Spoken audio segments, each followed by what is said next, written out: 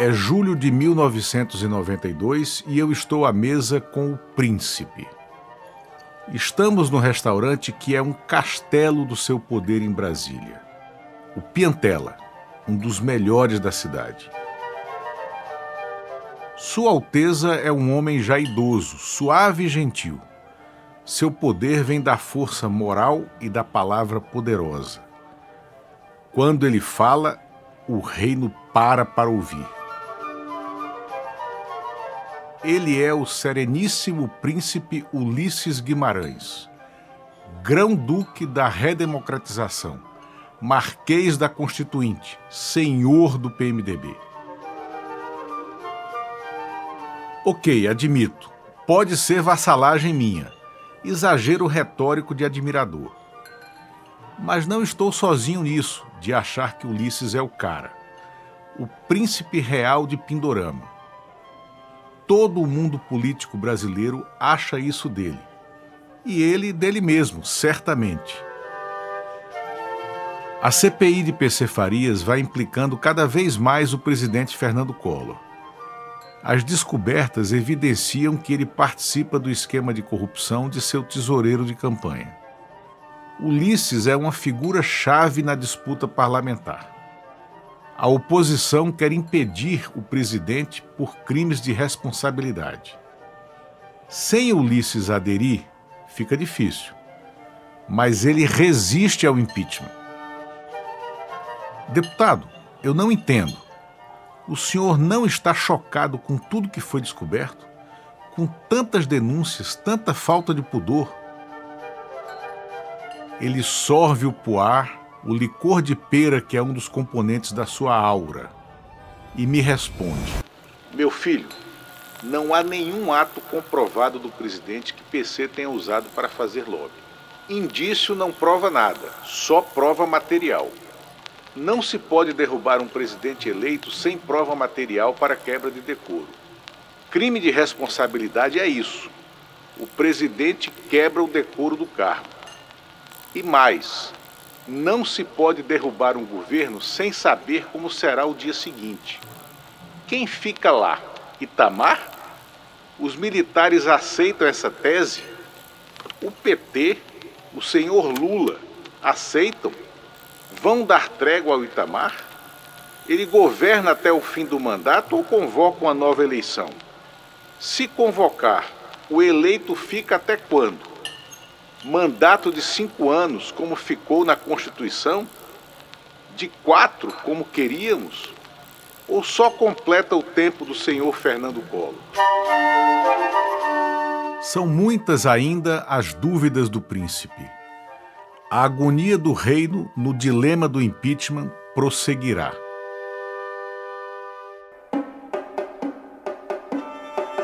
Ser ou não ser? Essa é que é a questão.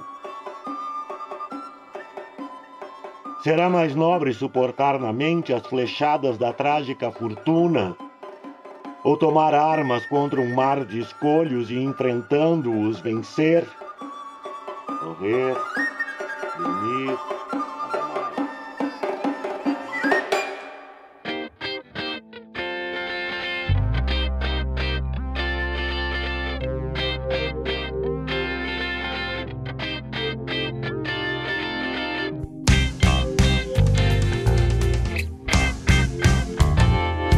Trapaça!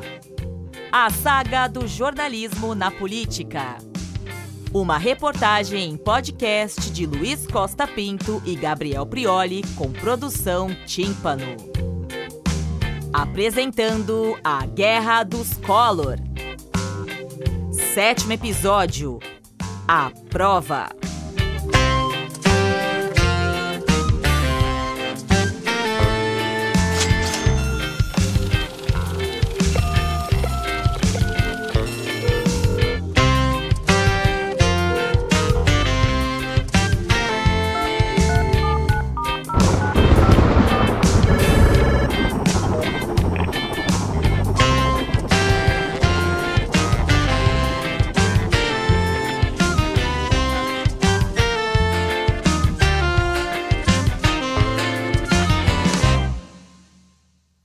Antes de retomar o fio da vertiginosa meada em que estamos enredados, vamos recordar os acontecimentos dos últimos dias. Quinta-feira, 25 de junho. Renan Calheiros, ex-líder do governo Collor na Câmara Federal, diz à CPI que o presidente tinha pleno conhecimento das atividades ilícitas de PC. Domingo, 28 de junho. O ex-motorista de Collor, Francisco Heriberto França, diz à revista Isto É que PC Farias paga todas as contas da casa da Dinda e do presidente. Segunda-feira, 29 de junho. O ex-presidente da Petrobras, Luiz Otávio da Mota Veiga, diz à CPI que foi pressionado por PC e pelo embaixador Marcos Coimbra para liberar um empréstimo de 40 milhões de dólares para a VASP. Terça-feira, 30 de junho. Collor volta à televisão em cadeia nacional. Durante 18 minutos, ele contesta as denúncias do ex-motorista. Diz que paga as próprias contas e que não vê PC Farias há 2 anos. Quero deixar claro de uma vez por todas que não mantenho com o senhor Paulo César Farias ligações empresariais ou de qualquer outra natureza que possam beneficiar a mim ou minha família. Quarta-feira, 1º de julho. Comparece à CPI a bomba que tinha estourado na imprensa. O ex-motorista Francisco Heriberto França diz que as empresas de PC pagam as contas da casa da Dinda. Dias quentes, não? Pois vão esquentar muito mais. A CPI está atarefada com as novas pistas. Os oposicionistas controlam a comissão e saem atrás de provas que incriminem Collor. Eles fazem diligências em empresas de táxi aéreo, locadoras de automóveis e bancos. Também em grandes empresas que contratam consultorias fictícias de PC Farias. Sexta-feira, 3 de julho. Integrantes da CPI vêm a São Paulo investigar a conta de Ana Scioli, secretária particular do presidente Collor. A pescaria na Avenida Paulista traz no anzol uma infinidade de peixes de água turva, de bagrinhos a tubarões. Um cardume inteiro é fisgado como cliente da EPC, Empresa de Planejamento e Consultoria. É o CNPJ de PC Farias para a delinquência. Os registros telefônicos da EPC comprovam. Toda vez que PC está em São Paulo, há ligações comprometedoras por lá. São chamadas simultâneas para os números de grandes empresas e de ministérios com grandes números, orçamentários. As gigantes da construção civil, do cimento e do aço estão na lista. Estão produzindo, literalmente, concreto armado. As ligações mais frequentes são para os ministérios da Economia, Infraestrutura, Saúde e Educação, além do Palácio do Planalto. As presidências do Banco do Brasil e da Caixa Econômica Federal também são chamadas. Os parlamentares descobrem contratos fabulosos. Somente 3 empreiteiras pagaram 5 milhões de dólares pela consultoria de PC. Ele que só entende de construir pontes com poder público para cobrar pedágio. Um detalhe chama a atenção. Quase todos os pagamentos são feitos no Banco Rural, um banco pequeno. EPC, Brasiljet e PC têm contas lá, Ana Scioli também.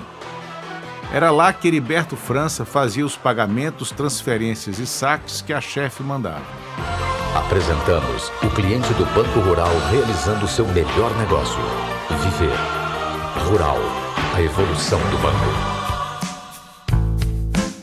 A CPI pede ao Banco Central todos os documentos de Ana Scioli e PC Farias. Chegam à CPI 200 caixas com cheques, extratos, canhotos de pagamentos e outros papéis. São alojadas numa sala protegida do Senado. Ali dentro, técnicos do Congresso e do Tribunal de Contas da União vão esquadrinhar a papelada. Ali estão os segredos da corte. É a caverna do tesouro para a imprensa. Ganha o nome de Sala do Cofre. Délis Ortiz ouve o senador Maurício Correia sobre ela, para o Jornal Nacional. A CPI se concentrou hoje numa única sala, a do cofre. O trabalho era analisar as provas secretas, cheques, extratos e lançamentos que contam a história bancária do empresário Paulo César Farias. O cuidado com o sigilo foi redobrado. Cada membro da CPI que tem acesso a extratos, enfim, informações bancárias sigilosas, estão impedidos, por força de lei, de dar conhecimento a terceiros. O esquema PC emerge de forma clara. O amigo do presidente faz tráfico de influência e a advocacia administrativa para inúmeras empresas do país. Mas falta a cereja do bolo. As provas de ligação desse caixa impróprio de PC com a tesouraria de Fernando Collor. Boris Casoy comenta no Telejornal Brasil. Com mais e mais denúncias muito fortes, a Comissão Parlamentar de Inquérito continua apertando o cerco em torno do presidente Collor. O que vai acontecer para frente é absolutamente imprevisível. Juristas respeitáveis acham difícil o encaminhamento de um pedido de impeachment do presidente, tendo como base uma CPI destinada a apurar PC Farias e não Collor. Essa é uma discussão. E o governo age nos bastidores para deter o furor da oposição na CPI e evitar o mais grave. Mas há uma clara e óbvia erosão da autoridade presidencial. Esse é o resultado político até agora da CPI.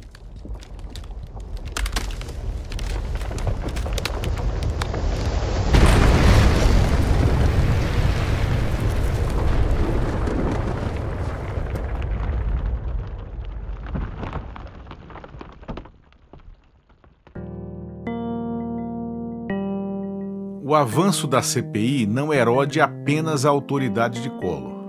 Ele compromete também a primazia da imprensa nas investigações do caso. Até ontem, a comissão funcionava com alimentação externa. Eram os grandes veículos de comunicação que pautavam o que os parlamentares iriam investigar. Sobretudo nós, de Veja e da concorrente Isto É. Nossas fontes davam a linha e o tom dos trabalhos. O senador José Paulo Bisol reconheceu isso numa entrevista a Jô Soares. A CPI é um elemento numa história com diversos agentes. E não sei se a CPI é o agente mais importante. Porque nós temos uma investigação a nível de imprensa que precedeu a CPI. Reparem bem, investigação realizada por um agente, a imprensa nacional. Pois é, mas agora o momento é inverso. A papelada do Banco Central muda tudo. Chega a vez das provas materiais que Ulisses Guimarães cobra. Os documentos são tão abundantes que não há tempo de examinar tudo. Só o essencial é buscado. Mas a caverna do tesouro está fora do alcance dos repórteres. As redações estão preocupadas. Sabem que perderam a vanguarda, mas ninguém quer comer poeira dos parlamentares. Muito menos descartar a chance de novos furos de reportagem.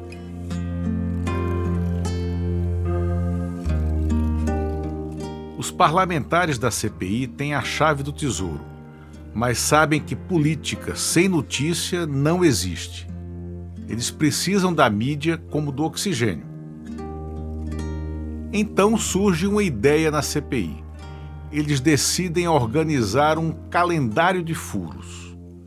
Um dia, notícia para a Veja, outro para a Folha, dia sim para Isto É, dia não para o Estadão. Os membros da comissão acham que todos ficarão contentes. Cada veículo terá o seu quinhão de exclusividade. É uma ideia estapafúrdia, devo dizer, com perdão dos excelentíssimos. O furo jornalístico é o prêmio ao empenho profissional. Não é dádiva de ninguém, nem pode ser usado como escada de ascensão midiática para político ficar bem com todos os veículos. Alguém me sopra que o autor da proposta é o deputado Aloysio Mercadante. Confrontado, ele confirma, mas não recua. Diz que o colega José Serra sempre fez isso e é latifundiário na mídia brasileira. Tem espaço a perder de vista. É verdade, mas somos contra o latifúndio. Serra que aproveite o seu. Não queremos outro. O político, que participou de vários momentos importantes da história do país, deu espaço à figura do escritor. O ex-governador e ministro José Serra lançou a autobiografia 50 anos esta noite, que narra fatos inéditos do golpe de 64 e sobre... Inconformado com um rodízio de furos, eu procuro Benito Gama. Vou cobrar o nosso acordo. Chego com tudo no presidente da CPI. Tão ousado quanto descortês. Benito, olha aqui, nós demos a denúncia do Pedro e produzimos a CPI. O combinado era que teríamos alguma vantagem em relação à concorrência nas informações que chegassem à comissão. Ele rebate. O acordo com vocês valia até o depoimento do Heriberto Costa Pinto. Desculpe, meu caro, mas o motorista deu melhor o caminho das pedras que o Pedro Collor. Ah, é? Vai voltar atrás na palavra empenhada, deputado? É isso? Se você for desleal conosco, vai se arrepender. Nosso poder de fogo é muito maior que o da Isto É. Cobro com dureza e ele se inquieta. Isso é uma ameaça? O que é isso? Não, é só uma lembrança de lealdade, eu digo. Apenas isso. A hibernação em Veja, o longo inverno fora da revista, deve passar em sua cabeça. Ele cede. Olha só, me dê um tempo. Hoje é terça-feira. Eu prometo que a partir de quinta-feira, o que vier de exclusivo será furo da Veja. Os documentos para os jornais só chegarão no domingo, quando vocês já estiverem nas ruas. O esquema não é perfeito, mas atende. Se não dá para derrubar o rodízio, ajustar o calendário é um bom arranjo. Se Benito não furar, é claro. Falando em calendário... Terça-feira, 7 de julho. A ex-ministra da Economia, Zélia Cardoso de Mello, depõe em sua própria casa. Ela diz que recebeu o PC em seu gabinete, mas não ouviu dele nenhum pedido indigno. Segunda-feira, 13 de julho. Depoimento de Marta Vasconcelos, secretária da Brasiljet. Ela nega conhecer o motorista Heriberto França. Terça-feira, 14 de julho. Ana Scioli, a segunda secretária a depor perante a CPI. Ela presta depoimento no Instituto do Coração, em São Paulo.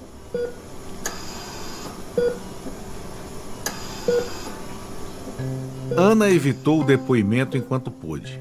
Alegou gravidez de risco e conseguiu adiar por 3 vezes. Mas agora vai falar. Benito Gama, Amir Lando e Mário Covas vão ouvi-la no INCOR. Ela está se recuperando de um parto de alto risco. Ana tem uma doença rara, púrpura trombocitopênica imunológica. No momento do parto, sofreu um distúrbio nas coronárias. Mário Covas não tem cargo de comando na CPI, mas está na comissão porque os advogados de Ana exigiram. O senador impõe autoridade. Sua presença credibiliza o depoimento de Ana.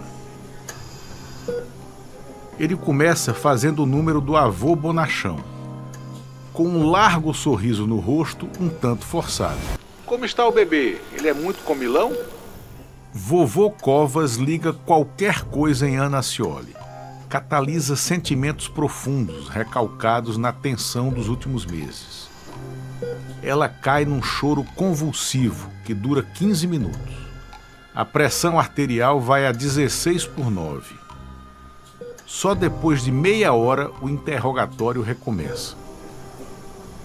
Esta sessão externa da CPI é a única sem a presença da imprensa e sem gravação.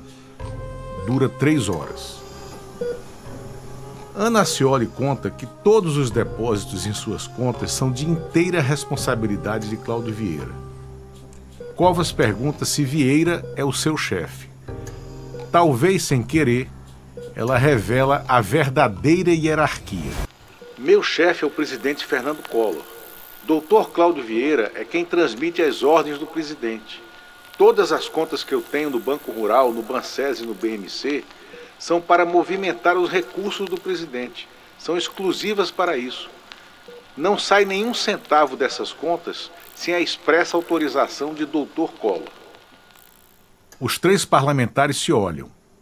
A pressão arterial de Ana está em 14/8 há pelo menos 1 hora. A deles sobe um pouco com a declaração. É hora de parar. Na saída, os 3 estão exultantes. Lando põe a mão no ombro de Covas, olha para Benito e diz aos companheiros: chegamos à porta principal do Palácio do Planalto. Covas completa: e entramos nos jardins da Casa da Dinda.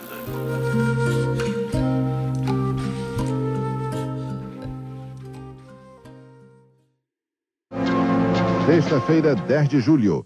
Surgem os primeiros cheques depositados por fantasmas nas contas de pessoas ligadas ao presidente. São pessoas que, na melhor das hipóteses, eram e já não são. E dificilmente a gente localiza. E pode ser até pessoas reais, mas elas estão sendo instrumentalizadas. Quinta-feira, 16 de julho. A secretária de PC, Rosinete Melanias, admite que fez depósitos na conta de Ana Scioli. A secretária particular de PC diz que não conhece o motorista Heriberto França e que só depositou o dinheiro na conta da secretária do presidente uma vez. Não sei exatamente quando foi, nem que valor, mas ele apenas me pediu para fazer isso. Foi uma única vez. Terça-feira, 21 de julho. A CPI descobre cheques nominais de PC em favor de Rosane Collor, Cláudio Vieira e Cláudio Humberto, ex-porta-voz do governo, e revela que a secretária Rosinete é responsável pela assinatura de vários fantasmas.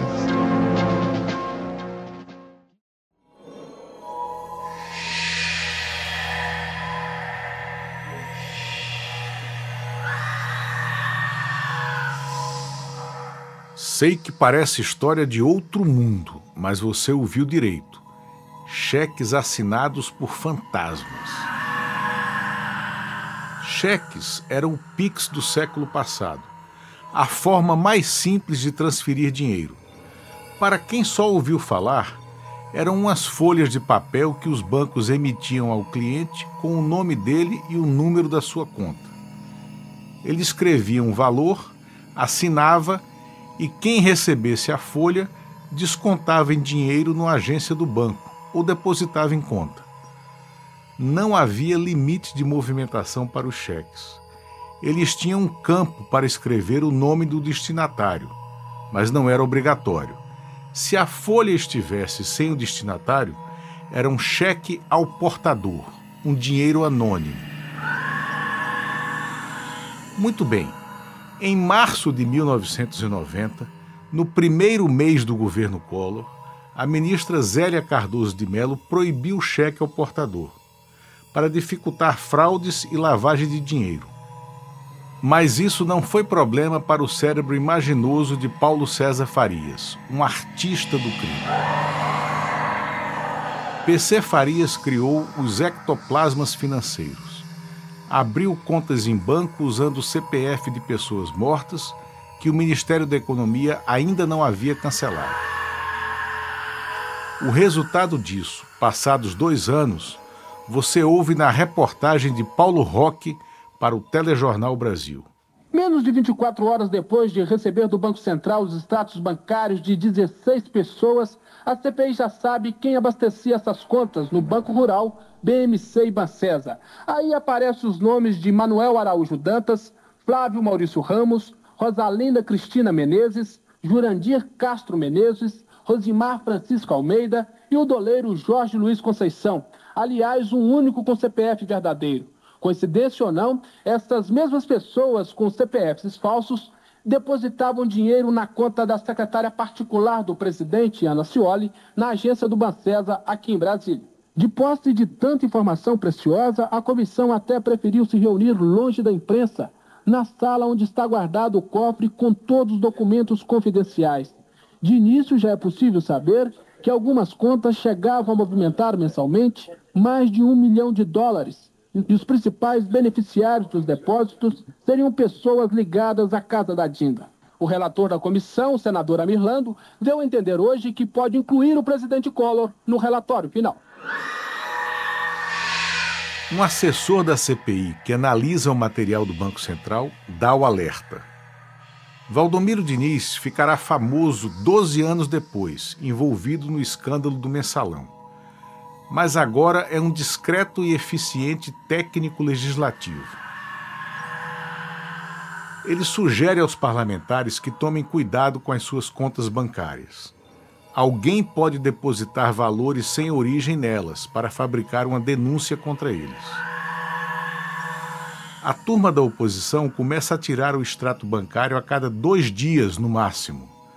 Não quer tomar susto com fantasmas.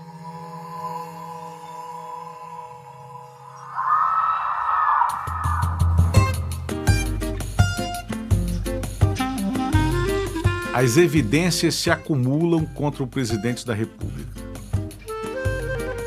Mas prova mesmo, cabal, total, definitiva, ainda não existe. Não apareceu nenhum documento que leve o nome de Fernando Collor de Mello. Mas agora vamos aos nossos comerciais. Mais precisamente a uma transação comercial. A compra de um automóvel numa revendedora de Brasília. Elba 4 portas, a grande novidade da Fiat. Novo motor 1.6, muito luxo, espaço e conforto. É o único carro que merece esta música. Se todos fossem iguais a você, se todos fossem no mundo que vai dar.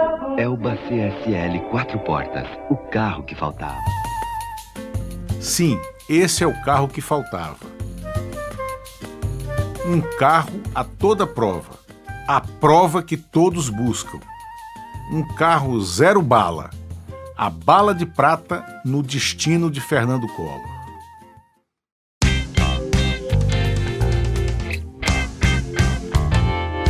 Você está ouvindo Trapaça, a saga do jornalismo na política.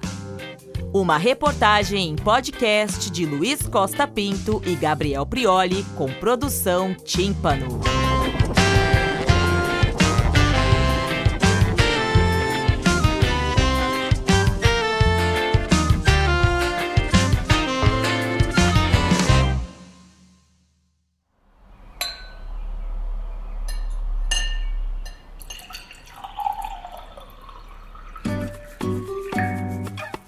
É a quarta-feira, 22 de julho. Eu estou tomando café da manhã com o relator da CPI, Amir Lando, na casa dele. Lando está com a roupa amarfanhada. Parece que passou a noite com ela, sem dormir. Ontem jantei com Ulisses Guimarães e o ceticismo dele me contagiou. Eu comento com Lando que os primeiros 45 dias da CPI já se foram. Não há muito tempo para seguir com a apuração. Faço a pergunta que não quer calar. Senador, sinceramente, essa comissão vai chegar a algum lugar? Calma, Costa Pinto, calma. Tenho a sensação de que muita coisa vai acontecer nos próximos dias. Sensação? Ele tem 200 caixas de documentos no cofre forte. É mais provável que tenha certeza. Alguma informação importante. Tem alguma novidade na comissão, senador? Algo que eu não saiba? Eu pergunto e Amir Lando sorri, mastigando as frutas matinais. não responde diretamente. Falta muito pouco para unir o país em torno do impeachment.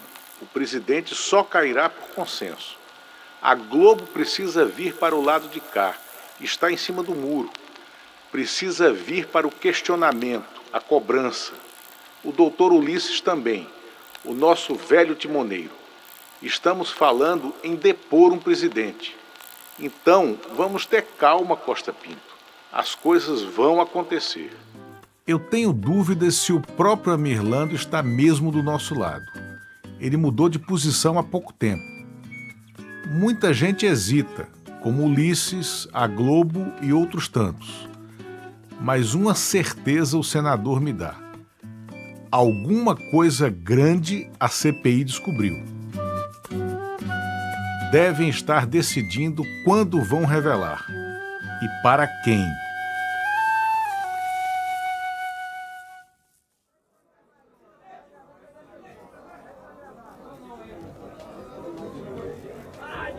Agora já estou no Congresso no fim da manhã. Vim encontrar o presidente da CPI.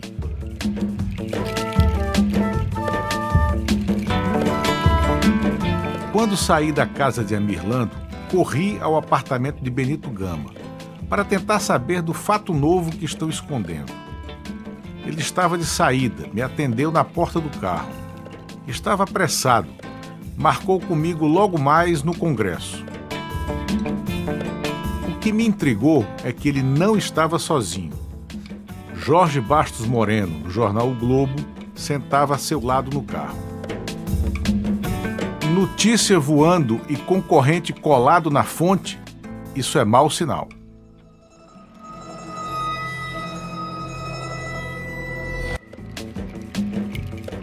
Chego ao gabinete do presidente da CPI, ele não está lá. Quem me recebe é o líder do PFL. Luiz Eduardo Magalhães está sério, diferente do seu jeito normal. Ele me leva para o confessionário, tranca a porta e me pede para sentar. Eu tenho a sensação de que vai tirar uma faca da bainha e está escolhendo em qual costela vai cravar. Ele me entrega 2 cópias em xerox. Eis a bomba do cofre. Uma das cópias contém o cheque de um tal José Carlos Bonfim. Cheque do Banco Rural, nominal para ele mesmo.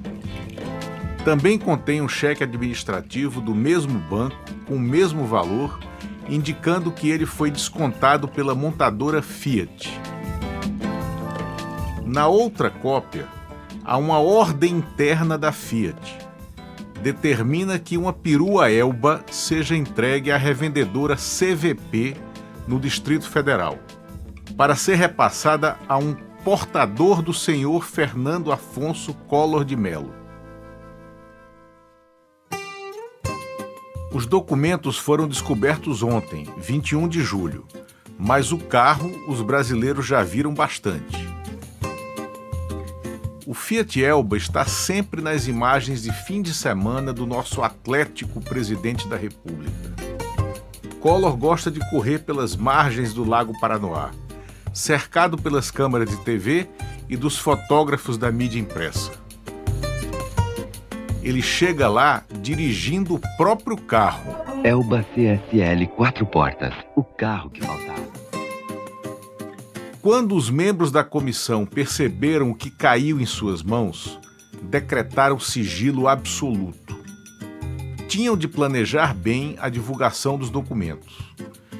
Eles tinham certeza de que era a bala de prata para convencer Ulisses Guimarães do impeachment. E mais alguém além dele, tão graúdo quanto.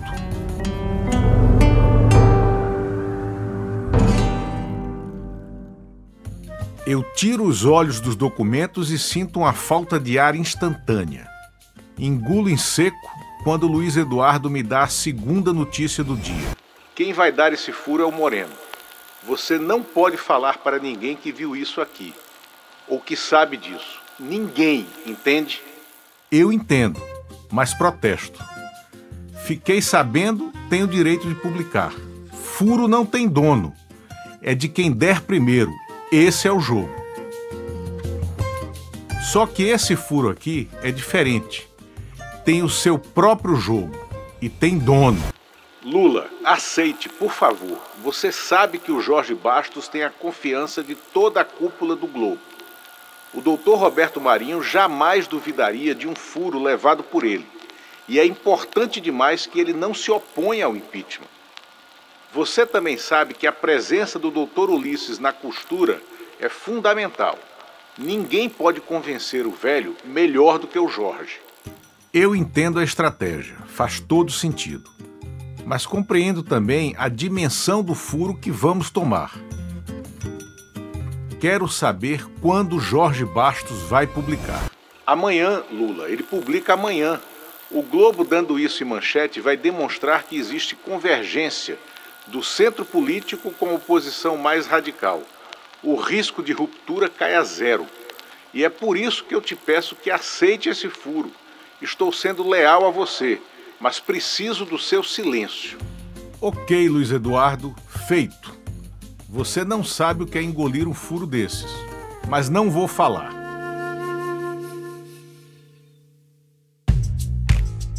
Quando eu disse a Luiz Eduardo Magalhães que não ia falar nada sobre o cheque da Fiat Elba, eu me referia ao mundo em geral, é claro. A direção de Veja eu não posso deixar de informar. Seria falta profissional grave. Volto à sucursal e conto a Eduardo Oineg. Ele informa Mário Sérgio Conte em São Paulo. Os dois ficam sabendo que é decisão tomada pela CPI. A notícia vai ser do Globo. E ponto. Mário Sérgio lamenta perder o furo, mas acha que ele vai dar em alguma coisa. Tomara que seja a derrota de Collor. É a tese da revista. Quem está na origem de tudo é a Veja. Nós acendemos o rastilho de pólvora. Se o presidente não cair, é a editora Abril que corre o risco de ir pelos ares.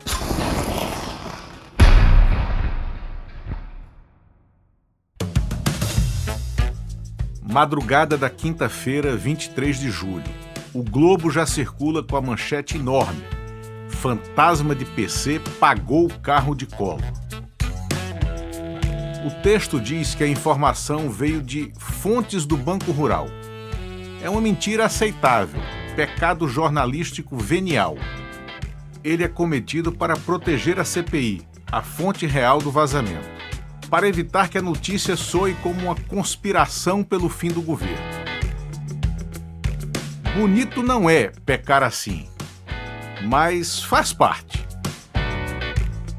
Perdoai, Senhor, eles sabem o que fazem.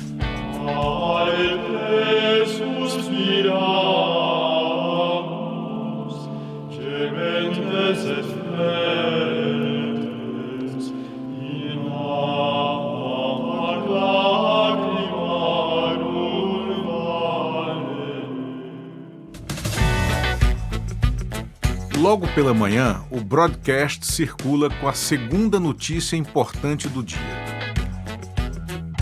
É um boletim ágil e preciso da Agência Estado, muito usado pelo mercado financeiro. Distribuem nos aviões e também circula por fax. O broadcast é o veículo que Ulisses Guimarães utiliza para informar a nação. O grave fato publicado pelo Globo o convenceu. Ele passa a apoiar o impeachment. Já para mim, a melhor notícia da quinta-feira chega no pager, o avô do WhatsApp, um aparelhinho de comunicação só de texto. Teremos um furinho nosso também, diz a mensagem de Eduardo Oineg. Conseguimos a fatura do Fiat Elba. Quem vaza o documento é Jaque Corrêa, uma fonte da Fiat. A fatura tem o nome de Collor e o endereço da casa da Dinda. Fica combinado que será entregue à CPI somente na sexta-feira à noite. Na madrugada de sábado, já estaremos circulando com ela. É pouco diante do furo da Elba, mas é alguma coisa. O assunto bomba no país, evidentemente. O senador José Paulo Bisol enche a bola de Veja na entrevista a Jô Soares. Tem que não entregar um cheque importantíssimo. Isso eu já percebi com os outros na hora. Qual é esse? Qual é o do... É o cheque aquele relacionado com a tal de Fiat. Do Fiat? Chega do Fiat, do Fiat da Elba. Não é a Ramalho, é o Fiat da... E por que esse cheque é importantíssimo para a CPI? Bom, a esta altura não sei se é tão importante assim, porque com esse acréscimo que a Veja fez nesse final de semana, onde todo o sistema ficou desvelado, exposto, talvez esse cheque seja apenas um a mais. Porque... A derrota do governo é imensa. A sua defesa passa a jogar como a da seleção brasileira no 7-1 para a Alemanha. Apagão total, desentendimento e gol contra. Um golaço contra já está sendo tramado e vai estufar as redes puídas de Fernando Collor de Mello.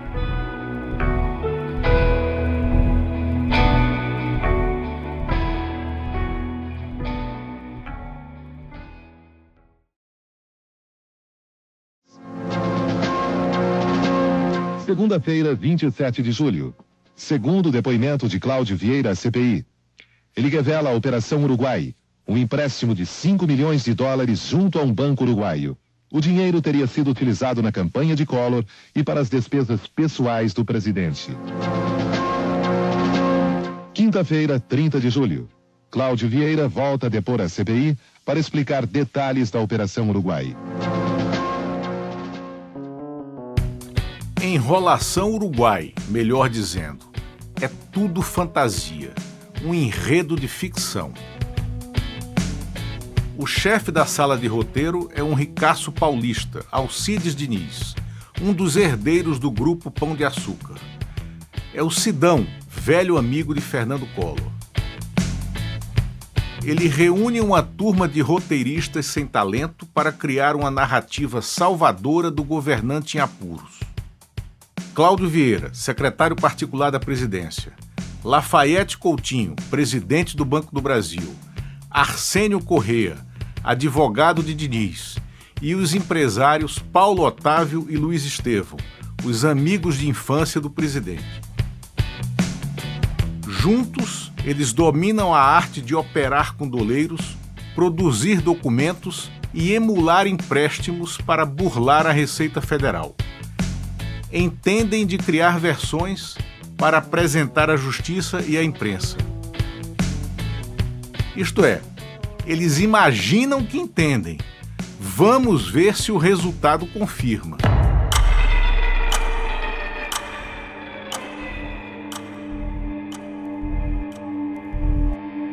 No início da CPI, Cláudio Vieira foi ouvido para confirmar se Pedro Collor relatou a ele as negociatas de PC Farias. Ele negou. Agora ele volta à comissão para apresentar o roteiro criado pelo grupo de Sidão. O dinheiro que paga as despesas de Collor e sua família viria do tal empréstimo de $5 milhões contraído em 1989 no Uruguai. Teria sido convertido em cruzados novos por um cambista uruguaio e transformado em aplicações no mercado de ouro no Brasil. Essa é a versão brilhante dos roteiristas. O rendimento do ouro é que custeia a prataria na casa da Dinda.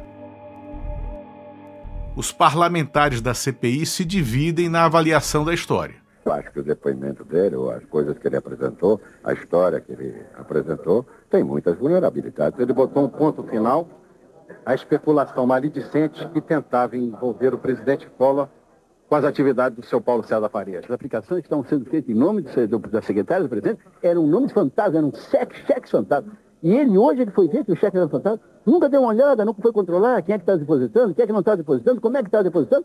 Eu diria que só através do exame mais acurado desse documento nós vamos fechar um raciocínio. Mas se estabeleceu um contraditório que a comissão não pode recusar o seu exame. Pelos documentos juntados aos autos da CPI ficou demonstrado, primeiro, que o presidente tinha e tem capacidade financeira, e segundo, que as despesas foram pagas com recursos dele. A Operação Uruguai parece convincente à maioria, inicialmente. talvez pela profusão de detalhes no roteiro e a boa interpretação de Cláudio Vieira. Boris Casoy resume a ópera política no Telejornal Brasil. O depoimento de Cláudio Vieira foi até agora, queira a oposição ou não, positivo para o governo. A versão apresentada por Vieira é bem encadeada, possível, mas ainda depende de documentos e da checagem que está sendo feita pela CPI no Uruguai. Se a versão se confirmar perfeita, juridicamente válida, sem furos, pode separar Collor de PC na CPI e salvar o presidente da possibilidade de impeachment. O pequeno problema é que embromation não se confirma. Sempre tem furos e alguns já são aparentes. Boris aponta isso no mesmo comentário. Por exemplo, o fato de um empréstimo não constar das declarações de renda de Cláudio Vieira, empréstimo que ele fez no Uruguai. Se as contas de Collor eram pagas por Vieira, como se explicam despesas de Collor pagas com cheques de PC Farias e da empresa dele, a EPC? Outra dúvida, depósitos da EPC e do próprio PC Farias na conta da primeira-dama. Os depositantes fantasmas ainda estão sem explicação. São dúvidas que precisam ser desfeitas. A investigação da CPI cuida de desfazer as dúvidas e revela muito mais. A empresa que emprestou os 5 milhões de dólares tem um capital social de apenas 1% desse valor, 50 mil dólares. Não está registrada na União de Bancos do Uruguai e o dono foi condenado por falsificação de documentos. O contrato do empréstimo foi redigido em inglês, sem tradução juramentada, e não foi registrado no Consulado do Brasil em Montevidéu. É letra morta. Os documentos juntados ao contrato são comprovadamente falsos. O escrivão que atestou também responde por falsificação. Enfim, a lista é longa, mas o resumo é curto. É tudo mentira. Tudo trapaça. A pá de cal na Operação Uruguai vem no dia seguinte. Sexta-feira, 31 de julho. A secretária Sandra Fernandes de Oliveira, da ASD, empresa de Alcides Diniz, denuncia que a Operação Uruguai é uma farsa, montada na própria ASD. Personagens do noticiário político a toda hora na empresa. Presença constante de advogados e doleiros com ar suspeito. Reuniões que varam as noites. Nada disso passa despercebido da secretária de Sidão. Sandra Oliveira é casada com um bancário ligado ao sindicato. Comenta a situação estranha com o marido e conta os diálogos que ouviu. Quando ela vê Cláudio Vieira na CPI, decide agir. O marido aciona o sindicato dos bancários e eles fazem contato com o senador Eduardo Suplicy. Agora, lá está ela, detonando a Operação Uruguai na comissão. Foi levada em sigilo para Brasília e apresentada de surpresa ao plenário. O impacto é enorme. Os parlamentares da situação cobram provas do que ela denuncia. A resposta de Sandra é sincera.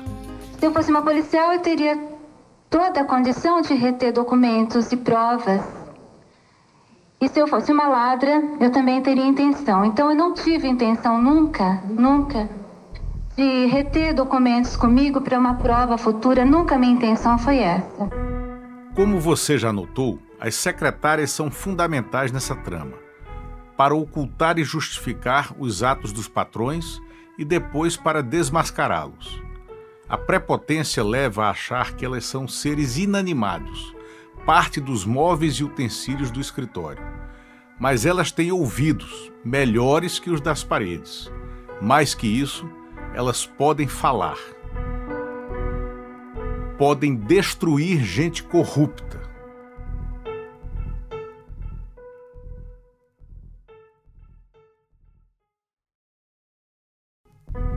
A crise entra em agosto com o governo em frangalhos. A autoridade do presidente da República se esvai. Os desatinos aumentam. Collor tenta atrair a imprensa. Chama o chefe da sucursal do Jornal do Brasil na capital para uma conversa reservada. Faz um pedido a ele.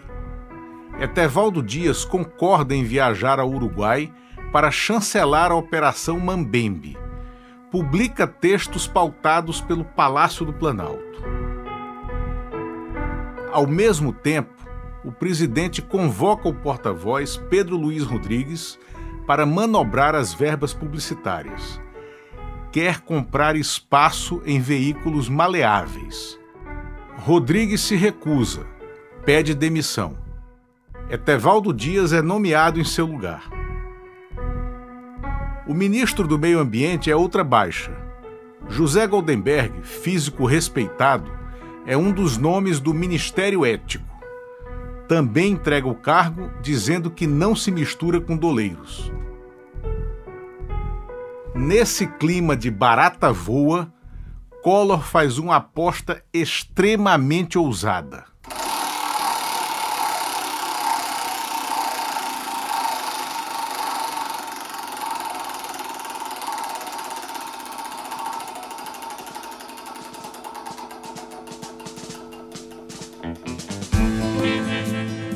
Na quinta-feira, 13 de agosto, ocorre um evento no Salão Leste do Palácio do Planalto. O motivo é a celebração dos 43 anos do presidente. É a oportunidade que Collor encontra de fazer um desafio ao país. Nós somos a maioria. Nós aqui presentes somos a maioria. A maioria silenciosa, é verdade, mas uma maioria fiel e trabalhadora. A minoria atrapalha, a maioria trabalha.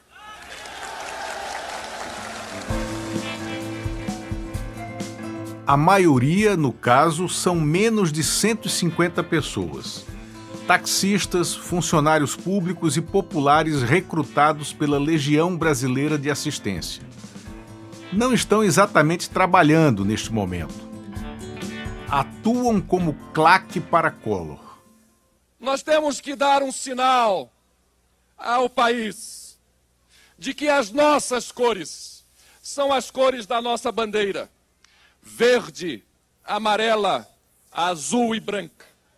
Estas são as nossas cores.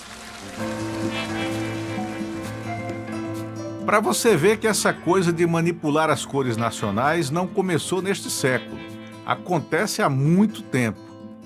Durante a ditadura militar, rolou o tempo todo. Agora, o primeiro presidente eleito depois dela, a tanto custo, repete o velho truque. Por isso, quero pedir aqui a todos vocês que, voltando aos seus estados, às suas comunidades, nos seus carros, nos seus táxis, afixem nas suas antenas ou em qualquer outro lugar a fita verde e amarela. Peçam às suas famílias para que no próximo domingo, peçam às suas famílias que no próximo domingo, e esta é uma mensagem que eu dirijo agora a todo o Brasil, a todos aqueles que têm esta mesma profissão de fé, que saiam no próximo domingo de casa com alguma peça de roupa numa das cores da nossa bandeira e exponham nas janelas, que exponham nas suas janelas toalhas, panos, o que tiver nas cores da nossa bandeira. Quero pedir isto a vocês e irei cobrar de vocês esse pedido que lhes faço, porque assim, no próximo domingo, nós estaremos mostrando aonde está a verdadeira maioria. Que tal? Aposta alta do mandatário ou é barbada? Qual vai ser a bet?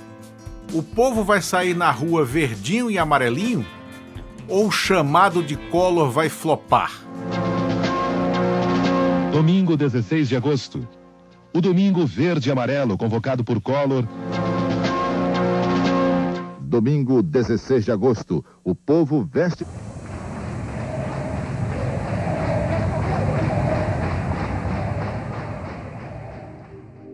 Quer saber o que aconteceu? No episódio final eu te conto.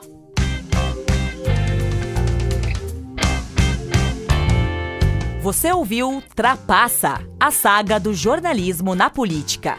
Uma reportagem em podcast baseada na série de livros de Luiz Costa Pinto. Realização da Plataforma Brasília com produção Tímpano Áudio Design. Narração Luiz Costa Pinto, adaptação e roteiro Gabriel Prioli. Desenho de som Kleber Araújo. Trilha sonora original Luiz Santiago Málaga. Trilha sonora complementar Artlist. Edição e mixagem Kleber Araújo. Arte final, André Cardoso. Locução adicional, Maiara Bastianello. Este episódio usou áudios do Senado Federal, TV Manchete, SBT, TV Globo, TV Cultura, Banco Rural, Fiat do Brasil e dos canais de Carlos Eduardo Valente, Paulino Tarraf, Som na Mente, Política Sem Memória e Arautos do Evangelho. A canção citada foi Salve Regina, canto gregoriano. Os realizadores agradecem pelos áudios e canções utilizados, que elevam a qualidade do nosso trabalho. O livro Trapaça, volumes 1 a 3, foi publicado pela Geração Editorial e está disponível nas livrarias e no site da editora. E você continua conosco nessa aventura, ouvindo o 8º e último episódio, O Fim. Trapaça, uma reportagem em podcast.